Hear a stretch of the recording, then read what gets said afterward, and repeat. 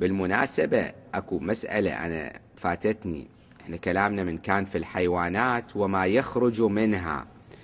ابوال الحيوانات اللي لحمها حرام خو ابوالها نجسة. القطة بولها نجس، الارنب بوله نجس. الابوال الطاهرة شلون؟ الشاة بولها طاهر وبعرها، البقرة كذلك، الناقة كذلك.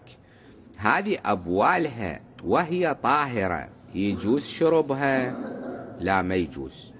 هالشكل بلا سبب ما يجوز. نعم، للاستشفاء للتداوي ورد استعمال بول الإبل بالخصوص. بعض الفقهاء يعممها القضية إلى سائر أبوال الحيوانات المحللة الأكل، بول البقر، الغنم، لكن المعروف بول الإبل للاستشفاء. واحد مريض مو هالشكل عاجبه يريد يروح يقول خل أشوف طعمه شلون صاير مثلا، لا، مريض ويريد يتداوى، وردت فيه أدلة خاصة على جواز شربه.